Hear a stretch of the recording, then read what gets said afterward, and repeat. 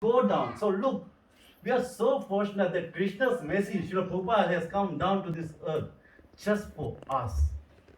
You know, therefore, holding Srila Prabhupada's dhoti is very important. He will make us go back to Godhead. And then we won't come back to this place which is full of coronavirus. Right? Even not only that, Srila Prabhupada is full of miracles, full of miracles. Even if he talks to someone or even if he gives his remembrance to someone, that person becomes a devotee. Just like Srila Prabhupada when he was on his flight to, I think it was America or somewhere. So it was Srila Prabhupada and his assistant was there. So the air hostess, she came and was checking around, and she saw that Srila Prabhupada had a container like his tiffin, and from the tiffin he was taking out poa. Poa? No?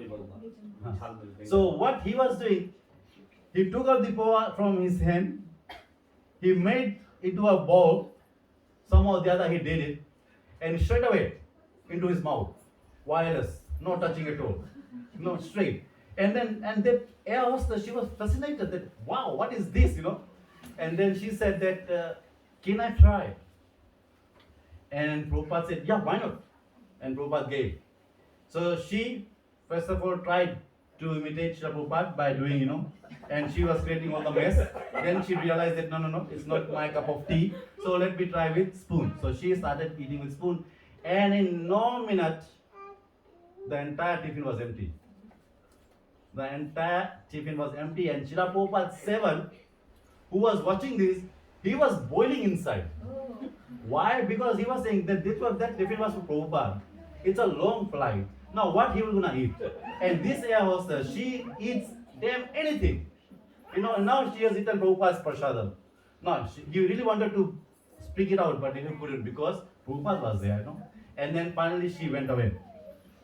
And then the 7 said to Prabhupada that, Srila Prabhupada, you have given your entire tiffin to her and she has eaten everything. Now what you will gonna eat? And why you done that? And then upon lifting his eyes, and Srila Prabhupada's eyes was wet with tears. And he said that, out of thousands, one gets the opportunity to associate with pure devotee. And on top of that, one gets very, very rare chance of getting the Mahaprasadam. That was her moment, which I did not want her to take away. Therefore, I gave it to her. And then the 7, he realized that, wow, look at Srila Prabhupada, how massive. He is able to sacrifice his entire tiffin. Then I was thinking, what if I was there? Or if we were there? Would we have been given, like when we go to the temple, we won't let our guests go in front, hey, back, I should be in front, And look at Prabhupada. I'm just thinking, if Srila Prabhupada was still present, what would be the situation then? I wish he was here. A lot of things would have changed. So what happened? Then this 7, he called the air hostess again, and then he said, can you please bring some nuts and fruits and milk for Prabhupada? And then she did that. And after 3 years, when Srila Prabhupada went back to that town, he saw the same air hostess in the temple. That's the importance of Srila Prabhupada's darshan and getting the mercy prasadam. And we all should take advantage. We should be taking advantage of it. We are already there. So now it's a matter of holding Srila Prabhupada's dhoti. It's all upon us how we will gonna hold his dhoti. When we pay our obeisances to Srila Prabhupada, when we go to the temple, have you ever thought what Prabhupada would be thinking of us? Anyone? We go Jai Srila Prabhupada, we pay our obeisances. But have you ever thought that what Srila Prabhupada, upon looking at us, would be saying? Think about it.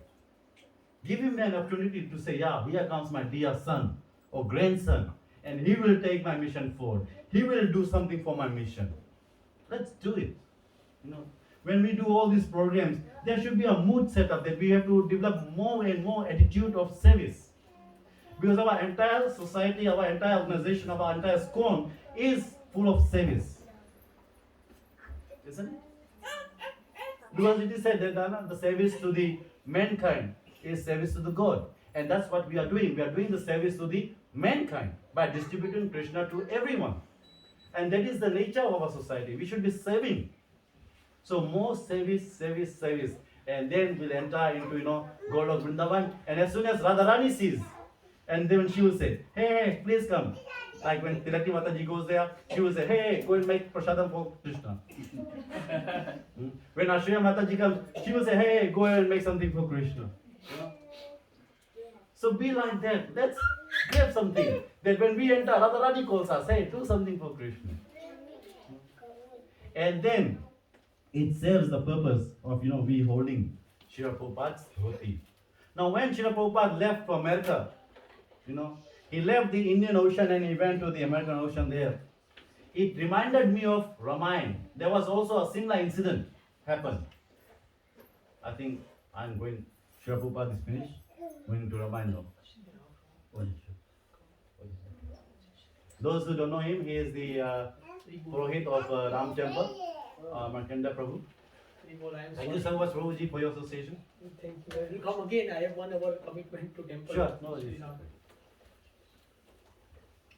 So when Srila Prabhupada went to America, right, he went in the aeroplane, right? Wrong.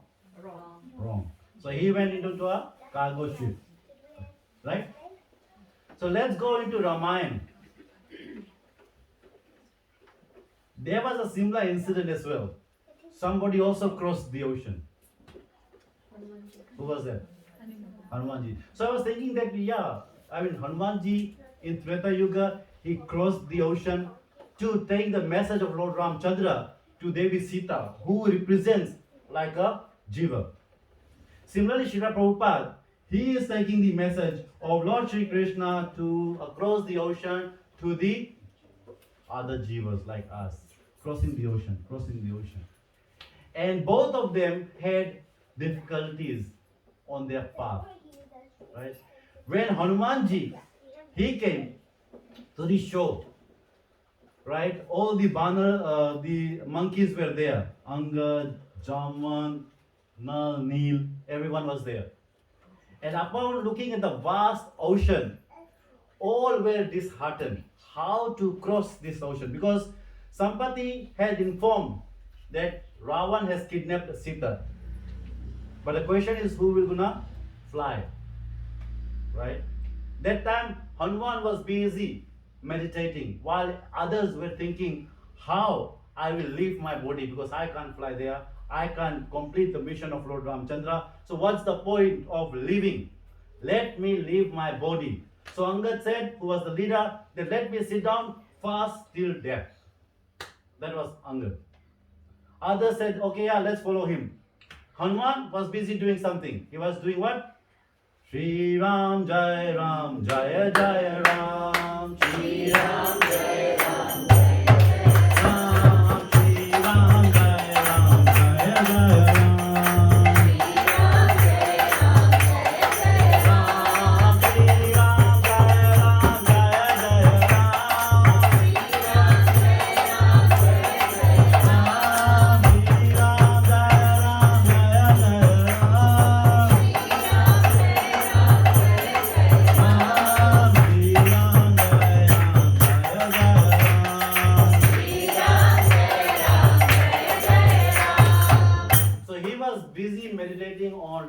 Because he does not want to waste any moment, right?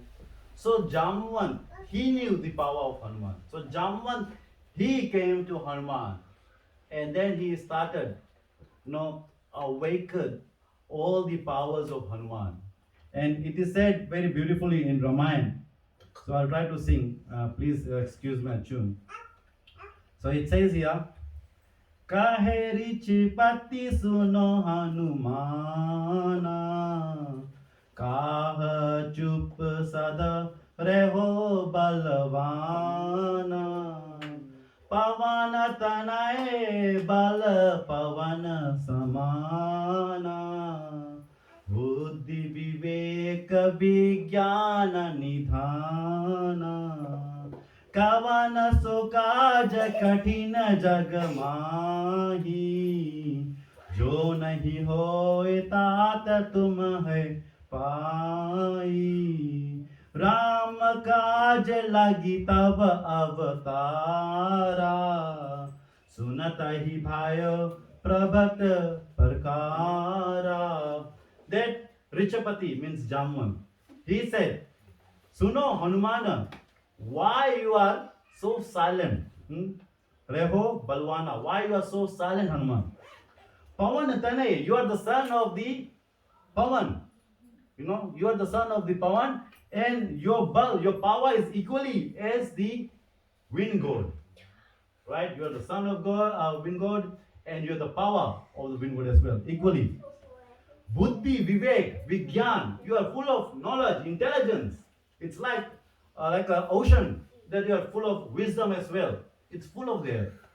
And it is said, Kavan so kaj, katin jagmai. There is no activity that you cannot do, Hanuman. Jo nahi hoye tat tumre pai. Ram kaj lage tu avatara. Ki hey Hanuman, you are just born to do the activities for Lord Ramchandra. And upon hearing all this, what did Hanuman do?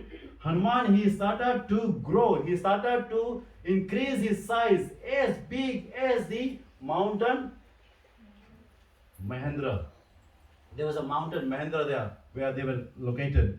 And he grew as so big, huge, that when Jamwan was saying, he didn't even realize that Hanuman's body was growing when growing. And then he looked at here and then he went here. Oh, Hanuman, you are there. You know, it was like that. And then Hanuman, he went to the tip of the mountain, Mahendra, and he had the focus fixed in his mind that I have to do this activity, this service for Lord Ramchandra. Fixing that, meditating on Lord Ramchandra, he took off. Let's go back to Srila Prabhupada. Srila Prabhupada, who was the mentor of Srila Prabhupada then? His spiritual master. He said that, Abhay, you need to go out and spread the Chaitanya Mahaprabhu's mission in English. Distribute, write in English and distribute. You go to the Western world and preach Krishna consciousness. His spiritual master is acting like Jamwan who has awakened the power of Hanuman. And here, the spiritual master of Srila Prabhupada has awakened his powers that, okay, you can do things, you can do miracles.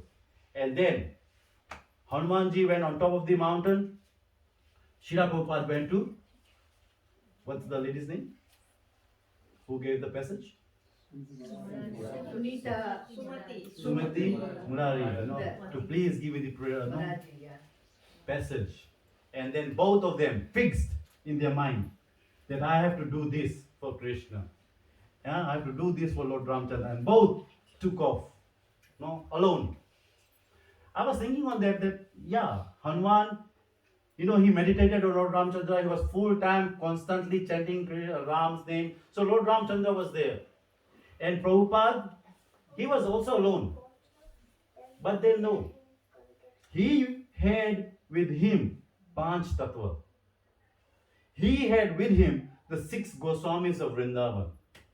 He had Radha and Krishna. And all were captured in the Srimad Bhagavatam, which he carried with him along to the America. Comparing Hanuman and now, going back to Hanumanji, it is said that when he took off from that mountain, Mahendra, it created an atmosphere which was so beautiful. First of all, with the pressure and the force that he took off, the entire mountain shrank. All the big rocks, they started falling. Not only that, apart from falling, all the big trees, when Hanuman took off, all the big trees, the rocks, they were also following Hanuman. And the trees that were following Hanuman, they had fruits. So the fruits started falling down. Along with Hanuman, they all started, just try to picture this, Hanuman going behind, there's the rocks going, then there's this tree going, and at the same time, it is said that the demigods up in the heaven, they started to shower the petals, flowers on Hanuman. Because they know that why Hanuman is crossing the ocean to do service to Lord Ramchandra. So they started to drop all the beautiful flowers from the heaven. Not only that, when the mountain shrank, when the rocks they collided each other, it created the minerals, and those minerals were like a powder, and they started to fly over here and there. And the minerals were just not white, they were blue, red, yellow, green. It was like a holy happening in the sky, all going with Hanuman. Very beautifully surrounded. Mm. It is said that it seems that everyone was trying to go, and see of Hanuman. Bye bye Hanuman, bye bye, following, the far they can go, they did their best, like when we go to overseas, family members, they try to go into it and say, bye bye bye bye. So similarly, here was these all these things that were saying bye bye to Hanuman. Srila Prabhupada, he was CEO by only 4 or 3 cases. I think it was 3. One was his son, that was Vrindavan, and there were 2 more personalities actually. I'm just forgetting who are there. Anyway, so that was Srila Prabhupada. And it is said, going back to Hanuman now, when Hanuman took off, he engaged the 5 elements which our body is made up of into the service of Lord Ramchandra. How? Earth. How earth was utilized in the service of Lord Ramchandra? The earth gave him the platform from where he took off. So that was earth's service, giving a very firm, platform for Hanuman to take off. Then comes the fire. And this way, the fire, how fire acted, how he was involved in the service of Lord Ramchandra. The fire, which is the sun god now, he made or he reduced his heat so that when Hanuman takes off, when Hanuman is going to Lanka, there is no scorching heat on him, and he feels all cool, pleasant. That was his service. What about ether, sky? The sky, what did it do? All the birds who were flying, they all cleared the way of Hanuman, allowing Hanuman, that he should fly without any disturbance. So that way he was involved in the service of Lord Ramchandra. Water. How was water engaged in the service of Ram? So Varun, who is the god sea, he went and he approached one of the mountains who was inside the sea. And what was the name of this mountain? I had a dealing with Shashidhar Prabhu. Those who answer get prashadam.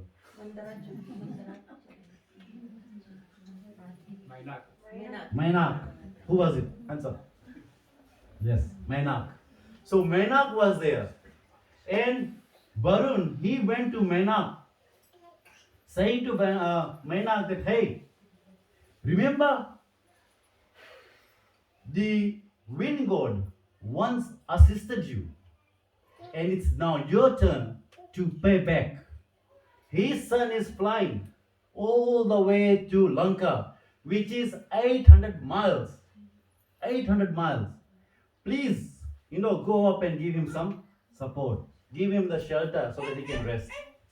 So, in that way, Varun, water, was engaged in the service of Lord Ramchandra. Which one is left now? We covered wind. Wind, how wind supported? Wind, he gave more force to Hanuman, and at the same time, the wind came as very fragrant, very soothing, so that Hanuman does not feel very fatigued. So that way the 5 elements were engaged. So Hanuman engaged all these 5 elements in the service of Lord Ramchandra. And this is the quality of a devotee, to engage whatever is around him to the service of Lord Ramchandra. Whatever it is there. So Hanuman, when he reached, so as he was going, Menak came up, and it was like Hanuman was in a very force. He was really in a his movement was very fast. He was going in a very great speed. And as soon as Menak came, Hanuman just went and strike on the peak of the mountain Menak. And it was a shake for the entire mountain. So you can imagine the size of Hanumanji here. And then Hanuman is asking, hey, are you okay? Because sometimes when we are in a very fast, we have to do some work or we have to go somewhere, we are in a rush and we are just going, and suddenly someone who has got no idea where they're going and suddenly hit us. So it was similar situation. Like what happened was one day there was these two personalities. Their job was to deliver mails to the people. So they were working for the post company. So one day the driver came fast and they were both on the bike. So the driver came, he said, and he told his colleague, hey, sit, we have to go. I've got a very urgent letter to deliver. Very urgent letter to deliver. And then his colleague, he sat behind him, holding him, and both of them going. And he's also going in a very fast way, with a greater speed. And he just kept saying that, I have to reach there, I have to reach there. So his friend asked, what is the address? And he said, oh, I didn't check that either. So the point was that Menak had the similar thing. Hanuman was with a greater speed, and Menak, as soon as it came up, he struck, hit Menak. And then Hanuman asked, are you okay? And then Menak said, please, give me the opportunity to serve you. And Hanuman said, hold on, you are a mountain. How come you are down in the sea? I can't understand that point. So Menak said, please listen, that all the mountains used to have wings. All the mountains here used to have wings. And what happened was that they were flying here and there and there and there. And it was their choice. Wherever they wanted to land, there they land.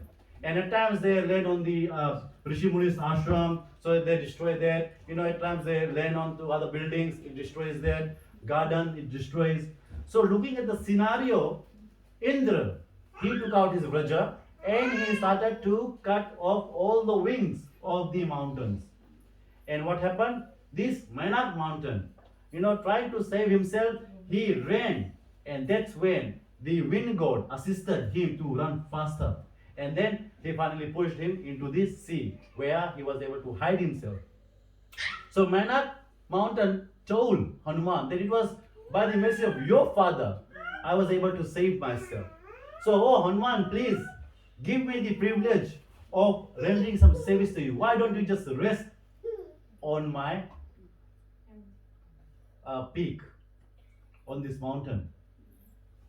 And Hanuman said, unfortunately, I'm in a rush. It's not an hour for me to rest. I need to go. I'm in the service of Lord Ramchandra. But then the mountain still insisted that please give me one opportunity to save you. I have got everything for you. There's a nice bed for you. I've got chappan bhog cooked by Lati Mataji. It's all ready for you. Everything is there. Just come, sit down, relax, and then you go. And again Hanuman said, no, I have to go in the service of Lord Ramchandra. I can't rest. Let's reflect. If we were there, what do you think what we would have done? I would have definitely accepted his, proposal. Yeah, why not? Let me read, let me sit, let me eat, then I'll do some service later, At times that's what happens. When we come into when we join, right, into ISKCON, we do a lot of 5 services. We get up in the morning every day, go to Mangal Aarti, and then finally we realize, oh, I'm tired. Let me now rest. So the Menak here represents a very comfort, luxury, in the path of service. And at times, the devotee said, okay, I have done a lot, let me take some break. That's where Maya has taken you. Don't give that opportunity. You can take certain hours of rest, that's fine, then again continue. Don't get attracted to the comfort that Maya offers. We shouldn't be doing that. Just keep enthused of yourself. And the enthusiasm comes in the association of the devotees. So Hanuman finally said that, okay, what I will do, I will just touch you and I shall live. That is my service. And then Hanuman left. He went. Let's reflect Srila Prabhupada. If Srila Prabhupada would thought, okay, I'm 70 years old. Let me just sit in, what was the temple's name that Srila Prabhupada was? Radha Damodar. Let me just sit there, looking at the Samadhi of Rupa Goswami. And just let me pass my time here. I am in my very comfort zone. People used to respect him. Prasadam was not an issue because sadhus, they get prasadam. Then what would have happened? We all wouldn't be here. That's for sure. Our Radha Gedari temple would not be here for. That's for sure. So Srila Prabhupada, he said, no, I don't want my comfort. Instead, I want the comfort of other living entities. And isn't it true that the hard work of Srila Prabhupada, we are enjoying it? Right? In our temple, aren't we enjoying the great festivals, the great prasadam, the great kirtaniyas? Kala Prabhu also, he always emphasizes that we have been spoiled here in New Zealand. Great kirtaniyas, great prasadam, great festivals. And all because of the mercy of Srila Prabhupada. So why not hold his dhoti? Let's hold it now. What is stopping us? We have lived so many lives. We have already passed our 50 years or 40 years, whatever. That's it. Give it rest to Prabhupada. Let him take us back to Krishna. Just imagine when we enter to Krishna, Krishna comes and hugs us, He says, where are you? Just try to imagine that part at least. That when we enter into Golok Vrindavan, Krishna is there to receive us. He hugs us and says, where are you? I was waiting for you. So that's the quality of the devotee. Let's hold Prabhupada. So don't get distracted from the so-called, let me have a rest. Like at Draupadi Mataji's place, I did share this story, and I think it's worth sharing this story again about the two disciples of His Holiness Tamal Krishna Maharaj. So they were the couples. Probably, do you know the names? No. Sorry? LA Temple, yes, LA Temple. And they were at the age of 83. Anyone here 83? No. Oh, okay. So these two persons, the husband and wife, they were the devotees of Lord Sri Krishna, initiated.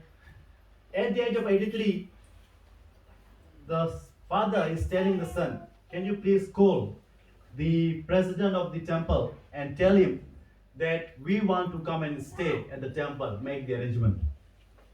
Now, because of the Indian culture, son thought for a while that what the proposal is. Look at the proposal, what the society will say to me. That at this age I am dumping my parents into the temple. So he was thinking at that point. But the father insisted that no. You should call the temple president, tell them to make the arrangement because we want to come and serve the deities. Again, age 83, remember that. So the son was hesitant. He did not want to make the call. So father said, look, I know the president. I know the number. You make the call or I'll make the call.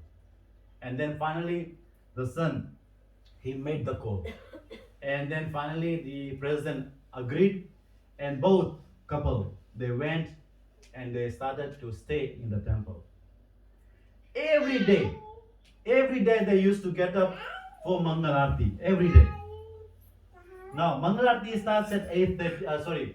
Why am I saying 8:30? Mangal Aarti starts at 4:30. And guess what time they get up? Those who were there, don't repeat. Others who were not there, try to guess. What time this couple used to get up to attend Mangal Aarti? 1 o'clock. 1 o'clock they used to get up. Now because their room and the temple was bit distance. So 1 o'clock they both get up. Again age 83. So definitely they will be slow in their movements. And both of them first they massage their body. Massage it. After massaging, then they take turns to take shower, and then they get ready, and then they leave for Mangal Aarti. And they ensure that they are there at 4:30. At times they have to also wake up the deities, so they are there at 4 a.m. as well. At times it happens that the Prabhu, while walking, because it's dark there, he fell and there were some stitches. But that did not stop him going to the temple every day. So Tamal Krishna Maharaj, he asked these devotees, Prabhu, what is the prayer that you are doing when you are touching the Lord, dressing them? What is the prayer that you are doing? And the prayer was that, oh Lord, let me leave my body while saving you. Let me leave my body while saving you. Now we should learn from these great personalities. We don't need to give the example of Prahlad Maharaj or Dhruva Maharaj. No. In Kali Yuga there are great personalities present still. We should follow them. That while saving, I'll leave my body. No? Very important. Forget about the comfort zone. Now, let me do my service. It's good now if we leave our body while saving. What a glorious death it will be. Like Jatayu, isn't it? Jatayu, he left his life in the arms of Lord Ramchandra. What a glorious death it was. We can have a similar. Just change the mood now. Let's give more priority to the service of Lord Shri Krishna, to Lord Ramchandra. Let's give more priority to serve the mission of Srila Prabhupada. And again, we'll have the similar death of, I guess, Jatayu. So now, Hanuman going forward. What's the time? Hanuman going forward, and we'll stop here after this one. Another obstacle came. And this one was one demon. Name? Who can tell me the name? Sursa. And Sursa was sent by the demigods to go and test the intelligence and the power of Hanumanji. So as soon as Hanuman was going, came a big giant demon, Sursa. And Sursa said, hold on Hanuman, you cannot go because I have got a boon that whoever crosses this line has to go into my mouth. So Hanuman said that, look, dear mother, so humbly, that please allow me to go, let me do my service, and then upon my return and giving the message to Lord Ramchandra, I will come back and I will enter into your mouth. This is what Hanuman is saying. And then this demon is saying to Hanuman, do you think I'm a fool? That I will let you go and then I'll wait here and then you're going to come? No, you won't come back. You're a monkey. Who will going to trust a monkey? And Hanuman says, no, I am Ram Bhakta Hanuman. If I give my words, I will fulfill. But still. And then Hanuman says, okay, let me bypass her. So he tried to go sideways and escape from there. But this demon, Sursa, she expanded her mouth bigger. Now, Hanuman says what to do. And Hanuman says, okay, let me increase my size. So Hanuman started to increase his size. And here Sursa started to increase her mouth. Hanuman goes, say example, 1 kilometer. She goes 2 kilometers. So there was this competition between Hanuman and Sursa. And it is said that it went all the way to 100 yojans. She opened her mouth 100 yojans. So big.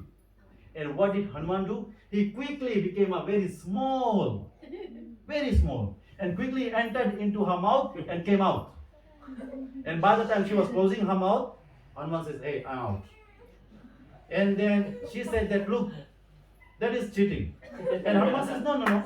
Your boon was that one should enter into your mouth. It doesn't say that I have to go into your food, what is it? The pipe? Food pipe. It doesn't say that I have to go through your food pipe and stay into your stomach. It was said only to just enter into your mouth. That's it. And I have done that. And Hanuman, he went and came back. And then Sursa, she came into her real form. And giving all the blessings to Hanuman, that all your service to Lord Ramchandra be a success. Our acharyas explain what does Sursa mean here. Sursa means that I am the best. No, no, Prabhu, my class is the best. No, Prabhu, my kirtan is the best. No, my cooking is the best. My, I am the best. I am the big devotee. That's what Sursa is represent. And how to overcome Sursa? What did Hanuman do? First he thought, okay, let me challenge. It didn't work. Then he also tried to, increase his height as well. It didn't work. Then Hanuman realized, let me become a humble servant. And he became so tiny that he went out, in and came out. So that's, we should be learning from Hanuman. That in order to, because it happens, when we render service, sometimes things start to be happening in a very nice way, good way, elegant way, and then somehow the other, the material nature, the Maya enters us and takes us, hey, wow, Prabhu, good. No, excellent. Pride comes in, ego comes in, lot of things comes in there. And then we start to think ourselves, yes, I am the one. I am running the show. No? But now, we should be like Hanumanji. No? Very humble. Like, there was this story, and I'll finish, I promise I'll stop here. There was this story between Hanuman and Arjuna. So what happened after the Ramayana Mahabharata ended, and Ramayana was also like, Treta was finished. So Hanuman and Arjuna, they met. And Arjuna said to Hanuman, hey monkey, who are you? No. And Hanumanji said that I am the small servant of big Ram.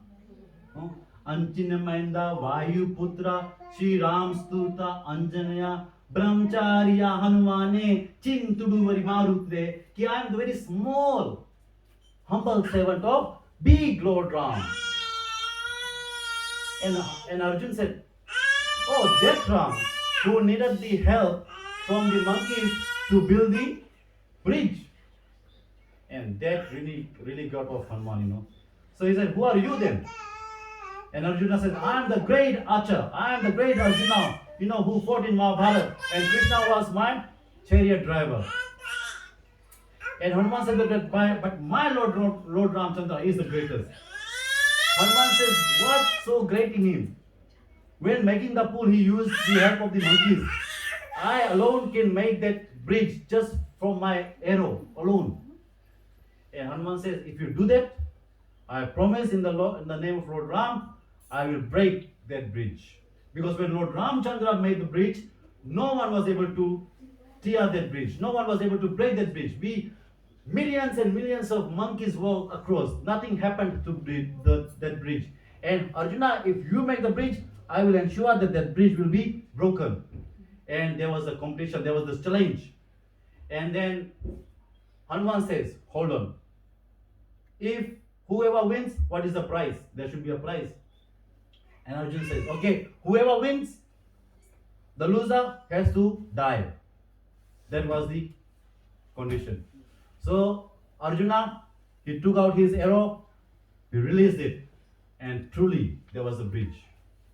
And Hanuman was saying, oh wow. And then what did Hanuman do? He just said, Jai Shri Ram, and he placed his feet on the bridge, and the bridge broke. And what happened? Arjuna started crying. Hey Krishna, Karuna, Sindhu, Dina Bandhu, Jagat Pate, Gopika, Gopika, Kanta, Radha, Kanta, Namastute, help. And what happened? Krishna came. Krishna came and said, what happened, Arjuna? And Arjuna said that, look, Arjuna was crying. And then Hanuman says, look Krishna, your devotee claimed to be the great. He said, you are great. And I said, no, my Lord Ramchandra is great. And then your devotee said that, he'll make the bridge. And I said that if I break the bridge, he loses, whoever loses has to die. And now the bridge is broken, he has to die. Then Krishna says, is that the case, Arjuna? And Arjuna says, yes. Now we know Krishna. Crooked, no? Right? So what he said to Hanuman. So here was the game. Who was the referee? There was no referee now. So let's have the game again. Let's rematch. And Hanuman says, okay, let's have a rematch. So now Krishna is telling Arjuna, Arjuna, remember my instruction? Tasmat sarvesu kalesu mama anushman yudhaicha, that you fight, but remember me. Arjuna said, yes. And he remembered. And then he released the arrow. Again the pull was made.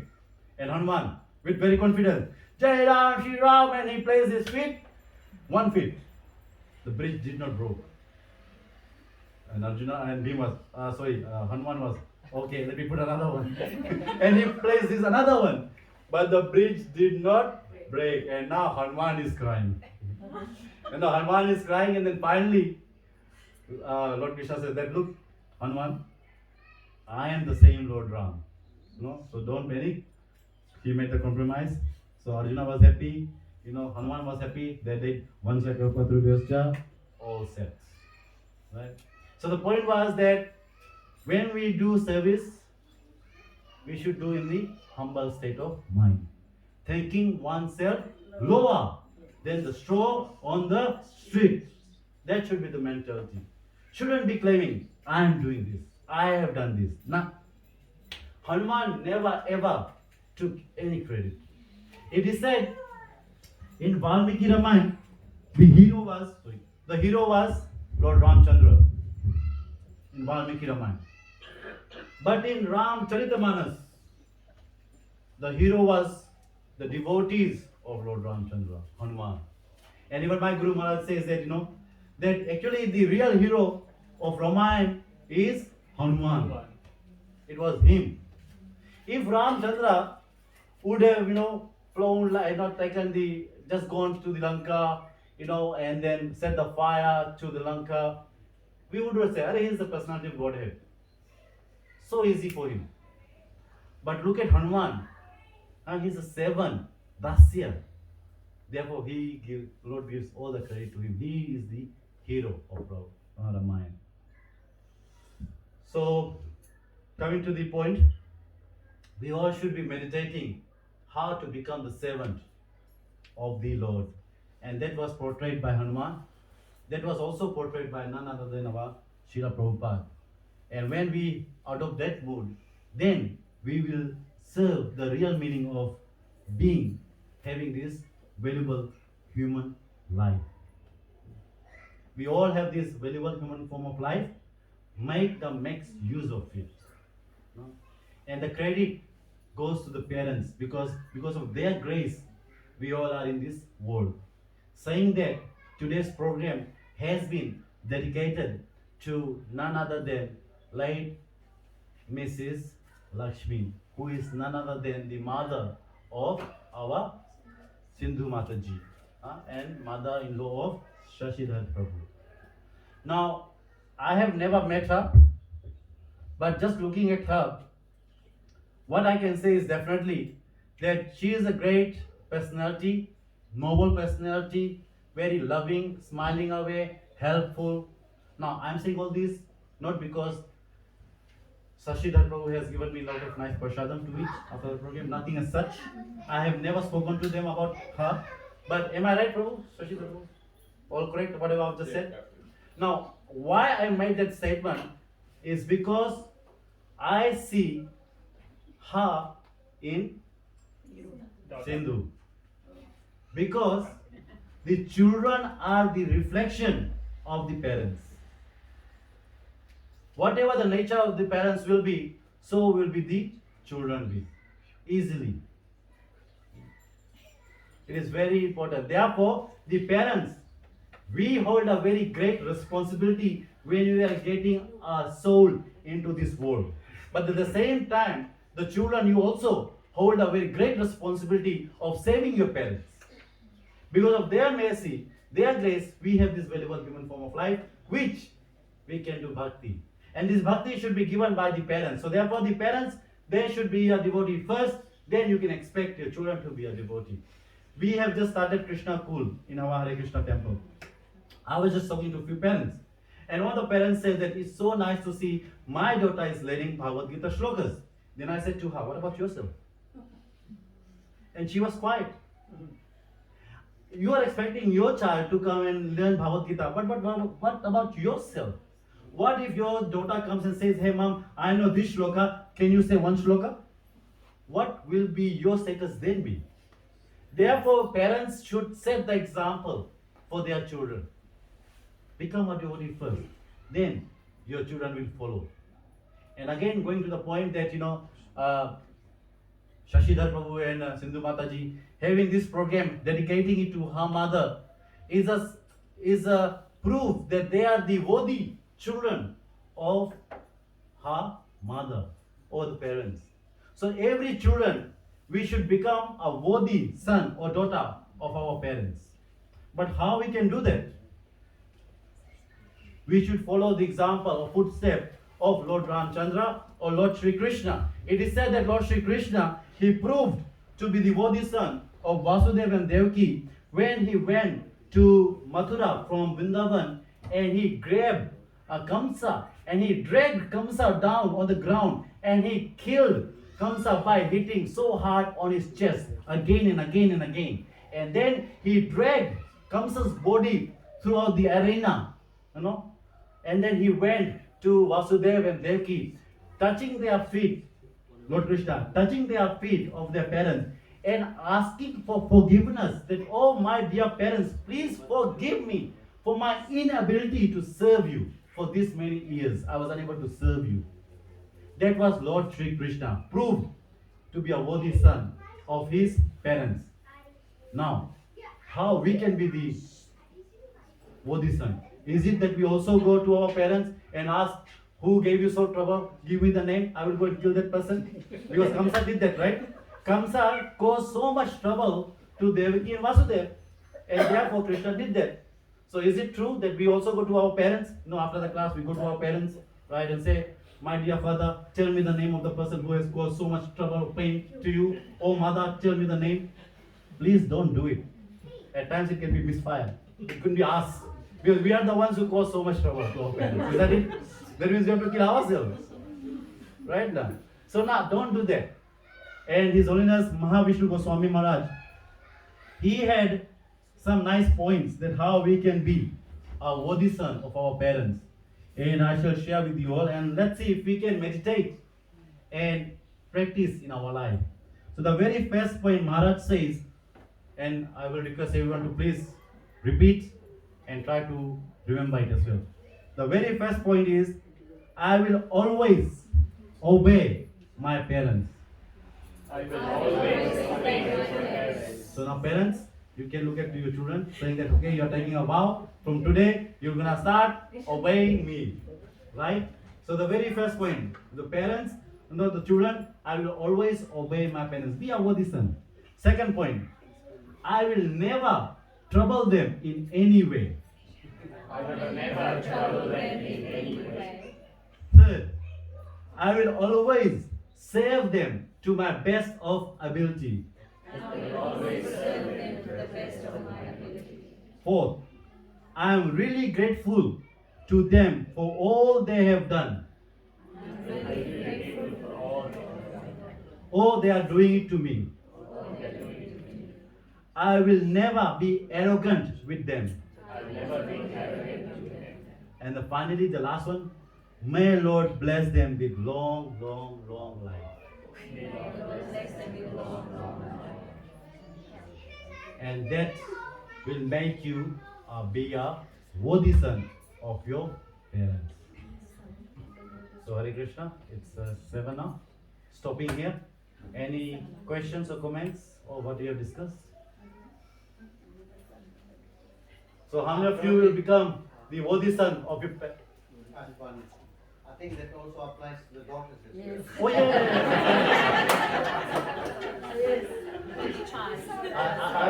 Actually, to be honest, the daughters prove to be better. Yes. To be honest, yeah. Daughters are better. Yeah. So boys, we need to push ourselves and prove that no, we can do better than that. Yeah. That's true actually. The daughters, they do much more. Next class when you have, probably we can have a live interview as a conversation between some of those how they treat their parents. I mean, we should learn from Lord Ramchandra. He was, touching the feet of his parents when he, in the morning when he gets up, he touches the feet of his parents. And that's what we did when we had the orientation day. And it's quite touching actually when we asked all the children to go and garland Srila Prabhupada and then go and touch the feet of their parents. Honestly speaking, it brought tears to some of the parents' eyes because it was never ever that their children had touched their feet. Yeah. And why not? Because maybe the parents, if you don't do to your parents, forget your children will do it to you. So you have to set the example. Okay? So today's Harinam and food distribution was sponsored by none other than Sivagar Prabhu. In remembrance of his father. See? So another great son, being a worthy son of his parents, So let's hear it for them. He not only sponsored the food, but he cooked himself. Exactly. And then he was saving as well. And before that he also cleaned it. See? Service attitude, emblem of service. So remember, let's develop the mood of service. When we come to the Seva temple, let's have this service attitude. Be a servant, render something. Don't be a guest. Let's be a servant of Radha Girdhari. Don't think of your comfort zone. What if I reach home at 11 p.m.? It's okay. I don't think so you're gonna die. I don't think so. I mean, at times I have reached after 11. I'm still here alive. Why you are afraid? What you are afraid of? Nothing. Don't worry.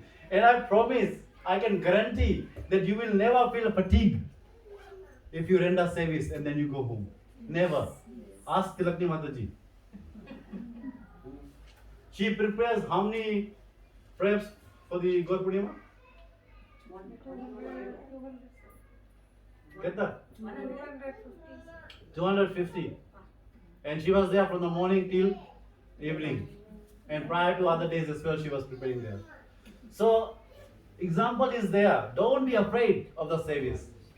And when you go home and when you lie down, I can guarantee the smile on your face will be there. That you did something. So thank you so much. I think there's another small presentation by Munjaranya Mataji. So oh Krishna. Krishna. Should I remove? You just get that 5.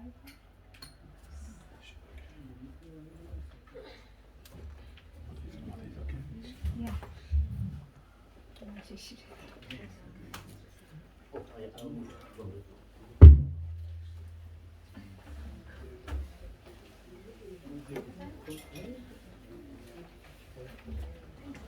If you want to stretch your leg and you're gonna stand up for a couple of minutes, you are most welcome.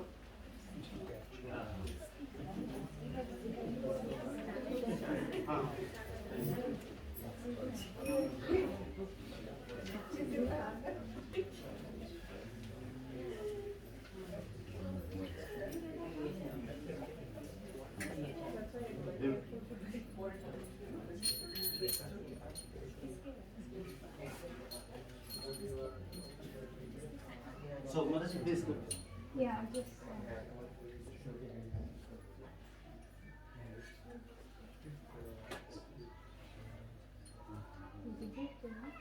Yeah. So if you just hand out and if everyone can just pass them and I'll show.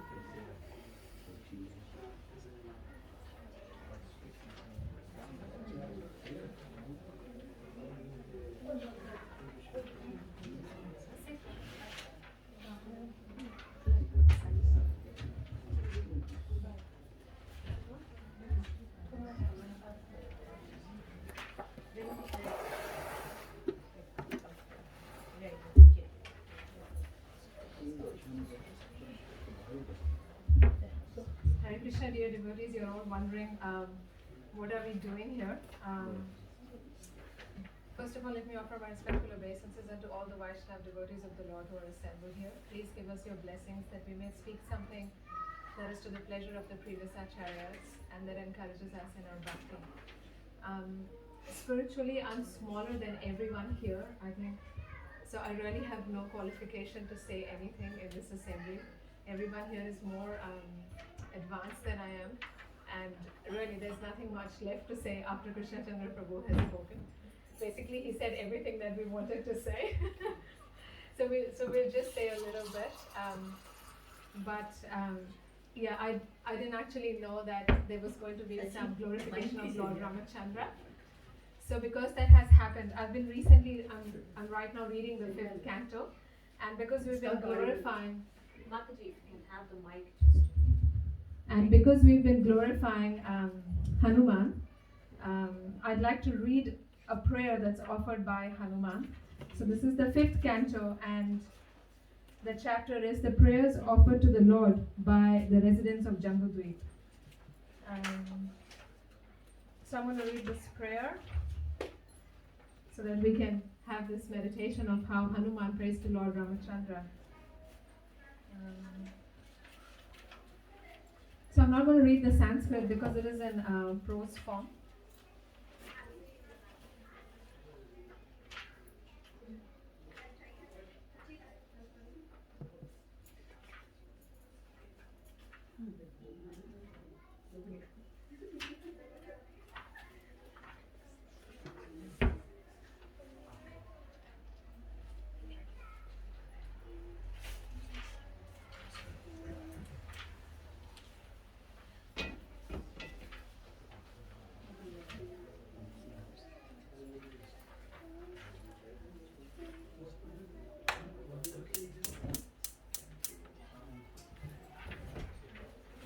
Okay, now I can't find it.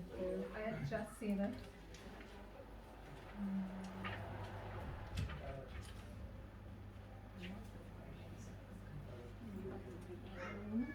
Yeah, okay. So this is chapter 19, text 2. 5th canto, chapter 19, text 2. Srila Shukadev Goswami said, "My dear king, in Kim Purusha Varsha, the great devotee Hanuman is always engaged with the inhabitants of that land in devotional service to Lord Ramachandra, the elder brother of Lakshman and the dear husband of Sita Devi. A host of Gandharvas is always engaged in chanting the glories of Lord Ramachandra. That chanting is always extremely auspicious. Hanumanji and Arshtisena, the chief person in Kim Purusha Varsha, constantly hears those glories with complete attention. Hanuman chants the following mantras. Let me please your lordship by chanting the Bija mantra Omkar. I wish to offer my respectful obeisances unto the personality of Godhead, who is best among the most highly elevated personalities. Your lordship is the reservoir of all good qualities of Aryans, people who are advanced. Your character and behavior are always consistent, and you always control your senses and mind. Acting just like an ordinary human being, you exhibit exemplary character to teach others how to behave. There is a touchstone that can be used to examine the quality of gold, but you are like a touchstone that can verify all good qualities. You are worshipped by Brahmanas, who are the foremost of all devotees. You, the Supreme Person, are the King of Kings, and therefore I offer my respectful obeisances unto you." So there are many such beautiful prayers in this section, and this one I really like. This is text 7. One cannot establish a friendship with the Supreme Lord Ramachandra on the basis of material qualities, such as one's birth in an aristocratic family, one's personal beauty, one's eloquence, one's sharp intelligence, or one's superior race or nation. None of these qualifications is actually a prerequisite for friendship with Lord Sri Ramachandra. Otherwise, how is it possible that although we uncivilized inhabitants of the forest have not taken noble births, although we have no physical beauty, and although we cannot speak like gentlemen, Lord Ramachandra has nevertheless accepted us as friends? I find this prayer is very encouraging to Lord Ramachandra, that that we have no qualification, but still Lord Ramachandra is very merciful and he gives shelter to all if we approach him in the mood of unalloyed devotional service. So with that, we're just going to make a short presentation on Srimad Bhagavatam, and we'd like to start by invoking the blessings of the previous acharyas. So we'll chant in unison, and Dayamaya will start, and we'll all chant along. So we are starting from Om Agyanati Virandasya, Shri Guru Pranam. So you can just chant together. Om Agyanati Virandasya Gyananjana Shalakaya Chakshurumilitam Yena Tasmai Shri Gurave Namaha. Shri Chaitanya Manobhishtam Sthapitam Yena Bhutale Swayam Rupa Ramayam Dadati Swakarantikam Mangaleyam Shri Guru Shri Rupapadam Shri Guru Vaishnavasya Shri Rupam Sagrajatam Sagaranavanamitam Sansajiyam Sadvaitam Savadutam Parijanasam Krishna Chaitanya Devam Shri Radha Krishna Padan Sakadavada Shri Vishaka Vitamsya Namo Vishnupadaya Krishna Prestaya Bhutale Srimate Bhaktivedanta Swami Niti Namine Namaste Saraswati Devi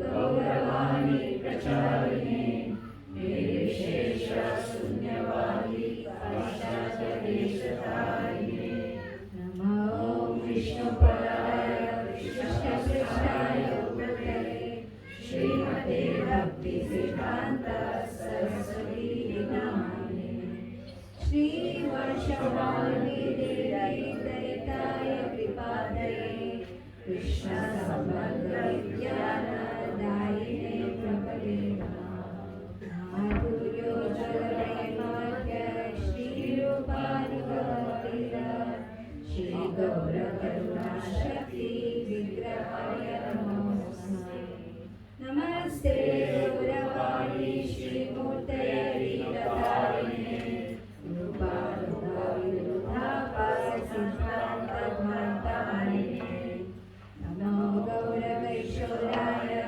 Sashat Vairagya Murtale Vipralambha Sambodhe Padam Rajayate Namah Namo Bhakti Vinodaya Satchidanandamine Gaura Shakti Swarupaya Rupanugavarayate Gauravai Swame Swam Nirveshta Sajanavya Vaishnava Sarvabhauma Shri Jagannathayate Namaha Vacharakalpatarubhyascha Kripa Sindhubhyeva cha Patitanam Pavanebhyo Vaishnavebhyo Namo Namaha Namo Mahavaranyaya Krishna Prema Padayate Krishnaya Krishna Chaitanya Namine Gauratsise Namaha Chaturvartakam Krishnam Bhaktarupa Sarupakam Bhaktavataram Bhaktyakhyam Mahayakashaktikam He Krishna Karuna Sindhu Dinabandhu Jagatpate Gopesha Gopika Kanta Radha Namaste Jayatam Suragopango Mamamantam Mate Gati Masarvasya Palam Pujo Jagannatham Divya Dindaranya Kalpaguna Srimad Ratnagara Samhasaso Srimad Radha Shila Govinda Devo Krishna Seva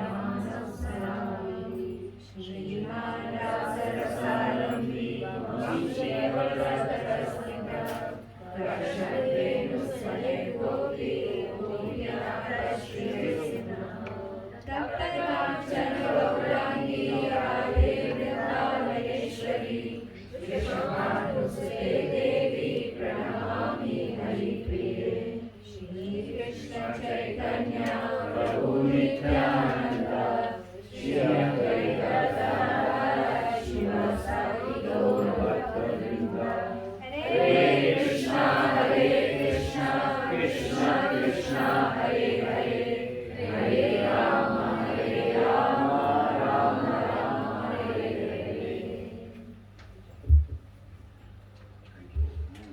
Jai. Everyone's hungry? Ready for prasada? Yes. That's nice. We'll be quick. Okay, so I'd like to start by thanking Shashi Prabhu and his lovely wife and their son for having us here, for giving us the opportunity to say something in front of the devotees. Although we definitely don't have the qualifications, so please give us your blessings. So we are here to speak about the Srimad Bhagavatam. So before us here tonight is the Srimad Bhagavatam. Everyone here, I'm assuming, is familiar about the Srimad Bhagavatam, but we take it for granted. We put the Srimad Bhagavatam in one corner in our house. Sometimes we don't even know where some of the volumes are. We don't even know which volumes are missing. We take our Srimad Bhagavatam for granted. And why do we do that? Because we know that there is a printing press, and in a printing press, the printing press can print millions of magazines and newspapers within a day. And as the day is done, these magazines and newspapers, they go in the trash can. And the news that is in them also gets vaporized. Because this is material news. This is the nature of material news. So the Srimad Bhagavatam, which has appeared in front of us in the form of paper and ink. But please don't be mistaken. Don't think that this is a creation of this world.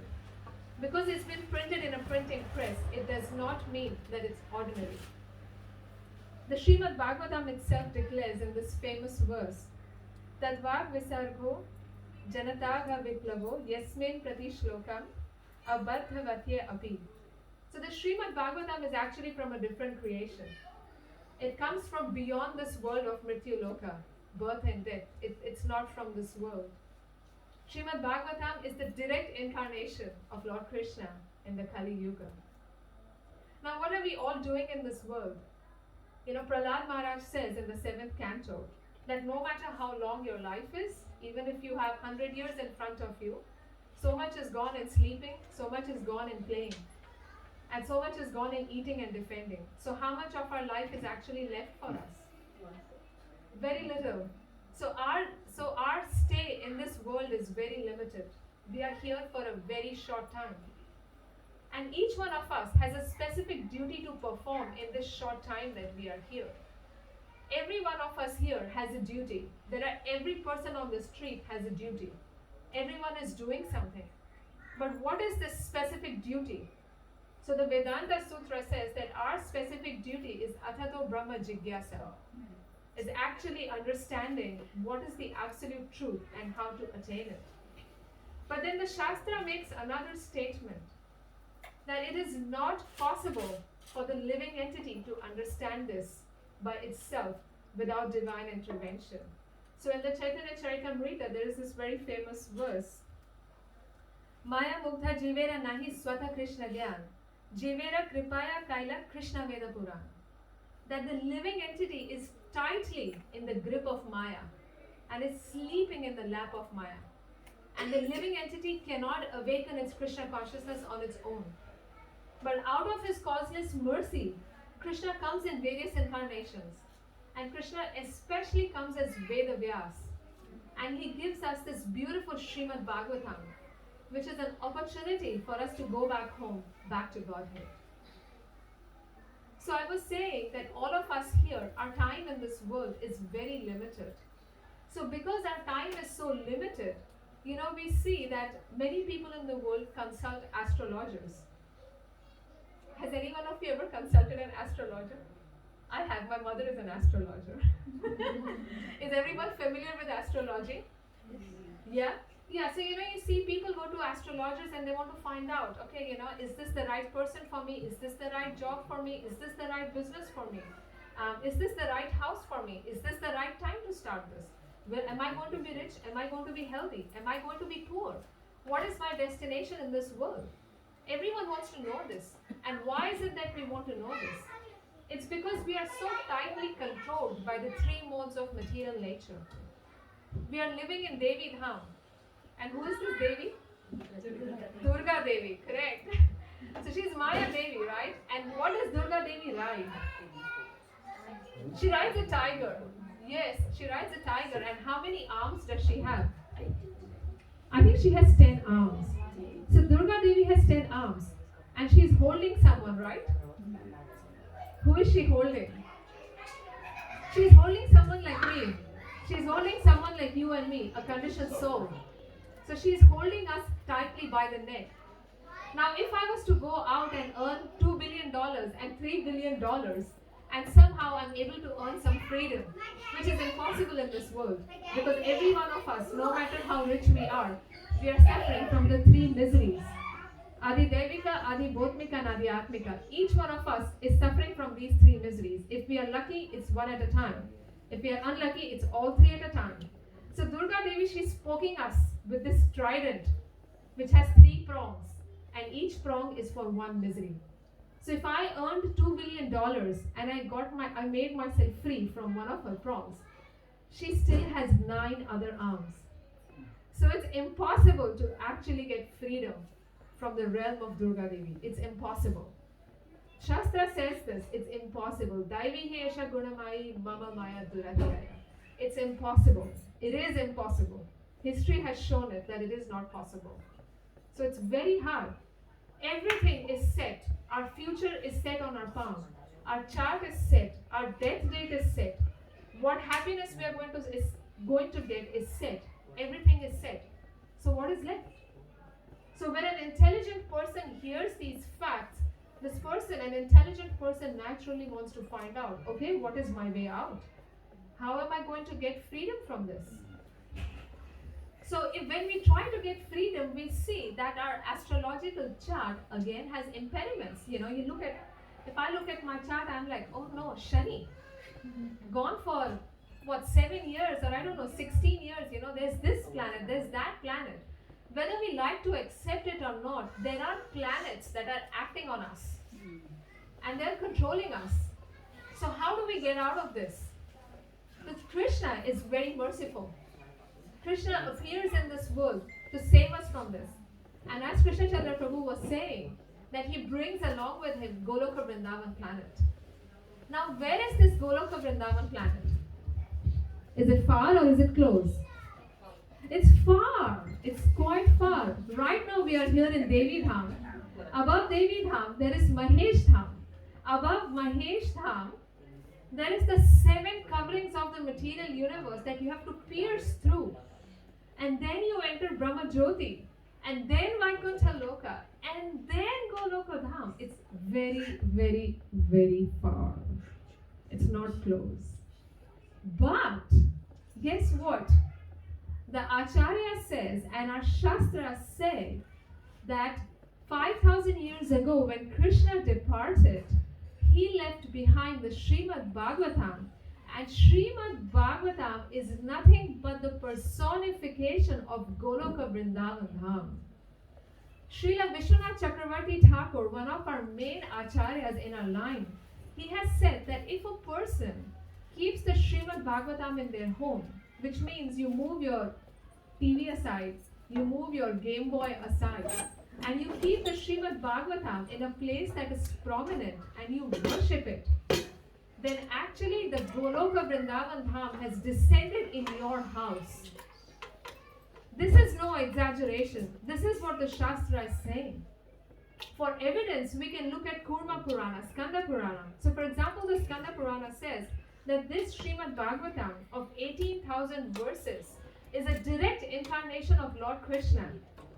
And the person who is so fortunate to receive it in their home or to give it as a gift to someone receives the benediction of going back home, back to Godhead.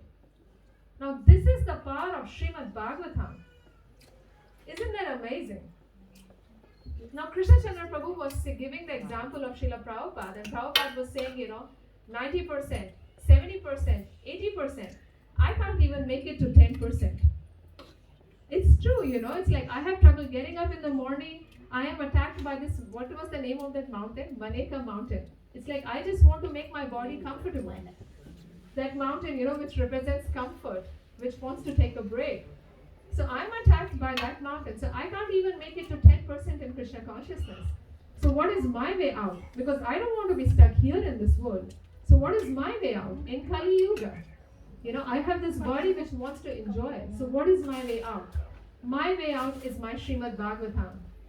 Because Prabhupada says, Sri Chaitanya Mahaprabhu says that there are 9 processes for devotional service, and of this, the most important is Shravana, hearing. And Prabhupada says that just by hearing the Srimad Bhagavatam, just by reading the Srimad Bhagavatam, one realizes love of God. So when I sit to chant Hare Krishna, my mind goes here, there, everywhere, but not on the holy name. But the Srimad Bhagavatam is so merciful that I can fully absorb myself in its pastimes. Now everyone in this world is looking for happiness. Am I correct here? Yes, everyone is looking for happiness. Everyone is looking for good fortune. But the question is, where do you get such good fortune from? You definitely don't get it from working hard. There are many people, we go out on the street and we meet people, who are working 2 jobs, 3 jobs. They don't even have enough money. Forget about getting enough happiness. They're just bringing more miseries. Some people, they do nothing and they have so much money. But what is that bringing them? It is only bringing them temporary material happiness. The Shastra says that real happiness comes from living with Krishna. It comes from living in close proximity with Krishna. And the Shastra explains that in the Kali Yuga, Srimad Bhagavatam has descended as a direct incarnation of Krishna. So that is why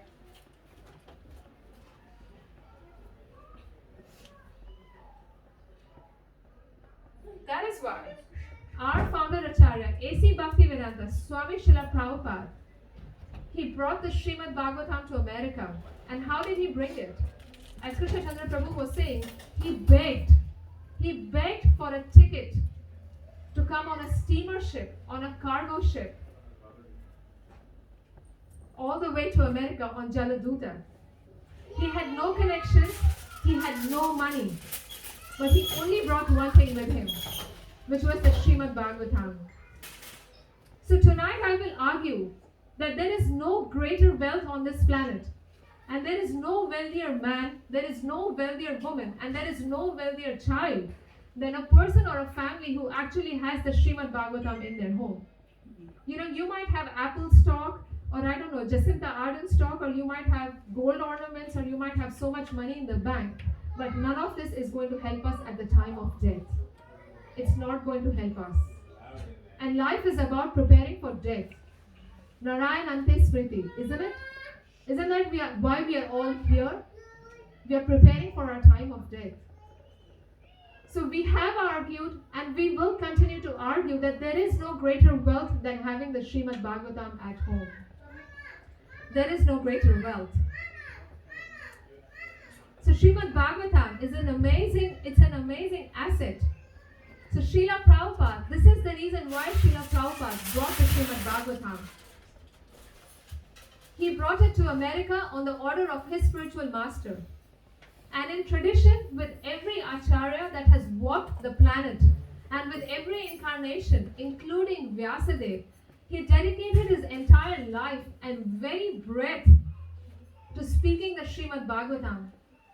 In the wee hours of the night, Srila Prabhupada was speaking the Srimad Bhagavatam. And this has been very carefully captured on these pages with attention and respect and love for Srila Prabhupada. And it has been printed in mass quantity. So our mission here, our desire here is only one, is that we are here to beg you to please take the Srimad Bhagavatam and keep it in your home. It will completely change your home. It will change everything. Your home will transform into a transcendental holy tirtha. People are going to temples of demigods, but if you have Srimad Bhagavatam in your home, the demigods will look down upon your home from the heavenly planets and they will offer worship to your home because the Srimad Bhagavatam is there.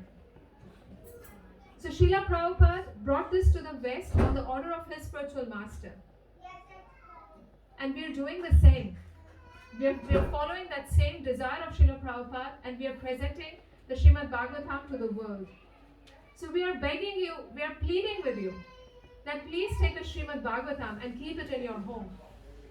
This is the biggest wealth, and it is the simplest.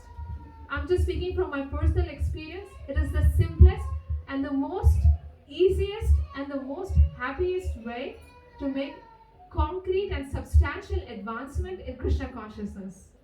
Because the philosophy of Krishna consciousness comes alive with Srimad Bhagavatam. We become very firmly fixed, and every day when we read Srimad Bhagavatam, we are inspired and enthused in Krishna consciousness that yes, I can do this, that it is possible, and I have this beautiful goal waiting in front of me. So we are just here on the order of our spiritual master to please request you, to beg you, to please take the Srimad Bhagavatam and keep it in your home. This is coming straight from our heart. We don't have any other motive.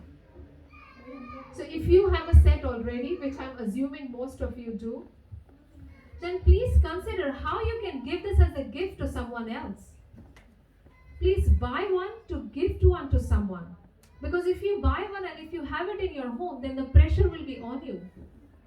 That let me think on how to give this to someone. And it is very simple. You can just organize a program like this at home, as Sri Chaitanya Mahaprabhu instructed Kurma Brahmana. That just organize a program, call people, call your friends, and you can just speak like this on the Bhagavatam, just as we are. Or you can invite us and we can speak on the Bhagavatam. And we can inspire people to take. So this is all that we are requesting. And this is such an auspicious month, I was so happy that we are glorifying Lord Ramachandra, because his appearance day is coming. And I was just recently reading in this pastime that Prabhupada is saying that Sri Chaitanya Mahaprabhu, he showed his 6-armed form. So he has the 2 arms of Lord Ramachandra, the 2 arms of Lord Krishna, and the 2 arms of Chaitanya Mahaprabhu.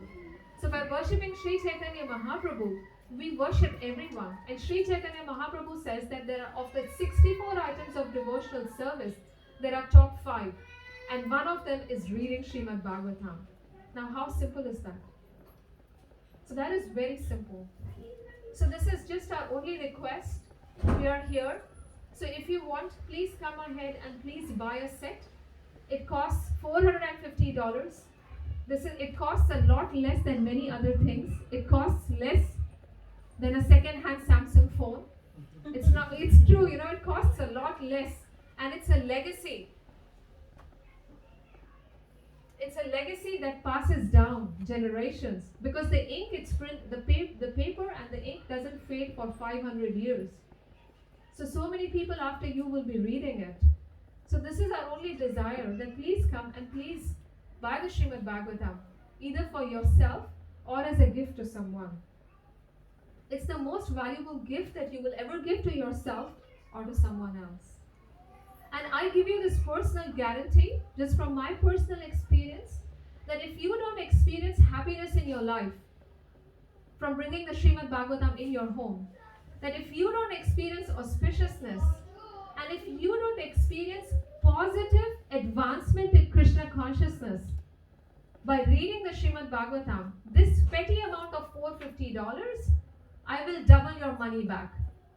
I guarantee this. This is my personal guarantee.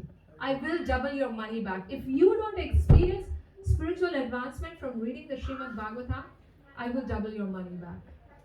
Now I have a challenge for everyone. This is a last minute thing that I'm going to throw in, as Krishna Chandra always does. How many of you here can spare 15 minutes a day? 15 minutes. One person. 2, 3, 4, 5, 6, 7, 8, 9, 10, 11, 12, 13, 14. Okay, so here's my challenge to these 14 persons who have raised their hand, that they can spare 15 minutes a day. So I have a 21-day challenge for you. And my 21-day challenge is that take out your Bhagavatam and read every day for 15 minutes.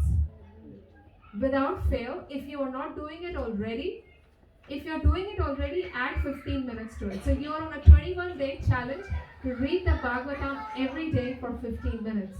And when you do this, you will naturally be inspired to share this wealth with others. So we are here. Please come forward, take for yourself, or take one to sell one. Thank you so much for your time. I once again like to thank everyone for their patience and Shashi Prabhu and his family for hosting us. Hare Krishna.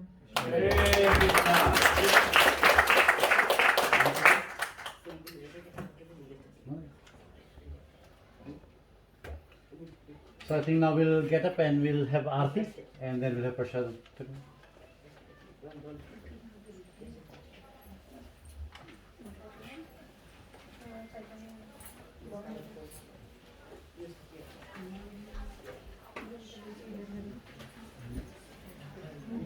Aarti.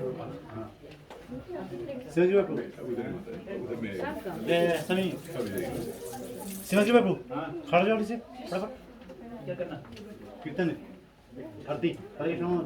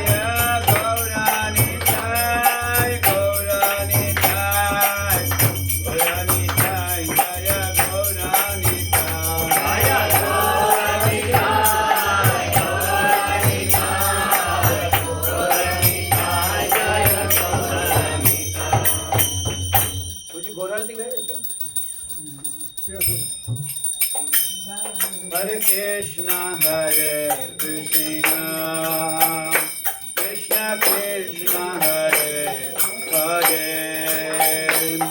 Hare Rama,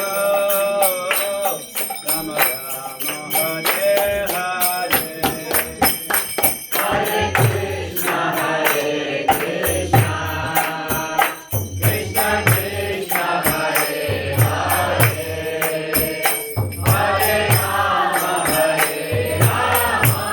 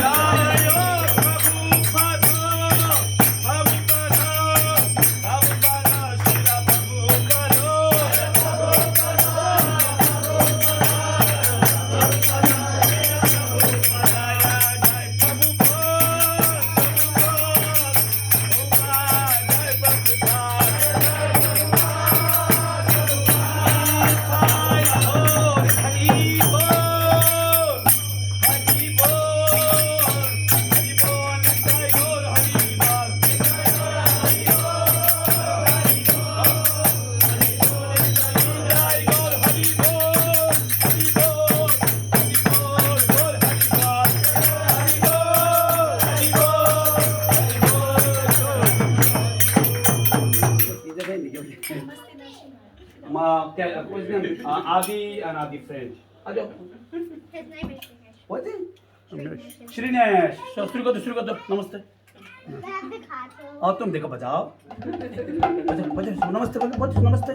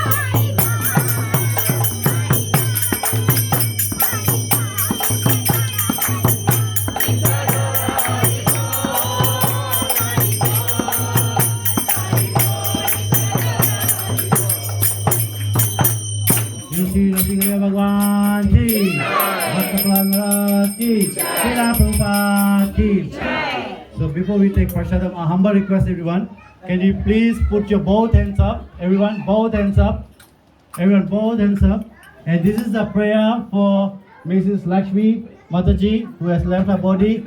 Whatever we have accumulated today, all our pious activities, we shall give it to her so that Lord Shri Krishna can take care of her. So please chant with me. Hare Krishna, Hare Krishna, Hare Krishna, Hare Krishna, Krishna Krishna, Krishna Krishna, Hare Hare, Hare Hare, Hare Rama, Hare Rama, Hare Rama, Hare Rama, Rama Rama, Rama Rama, Hare Hare, Hare Hare. Thank you so much. Hare Krishna. Shashidhar Prabhu, prasadam how you? Line So it's a buffet. Yeah, sorry. Line लगा के सब. So Hare Krishna, the prasadam is in the ground, so please make your way there. 2 minutes. So within 2 minutes it will be ready. Hare Krishna.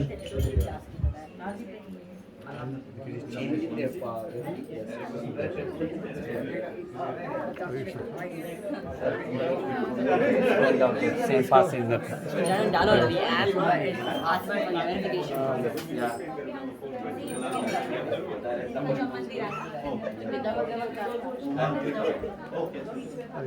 So that's the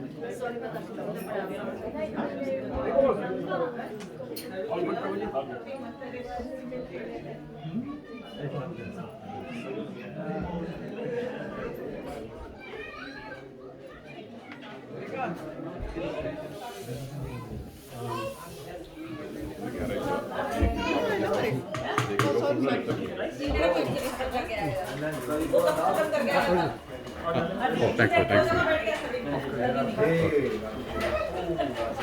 नहीं crop करना है। I see. So like see it.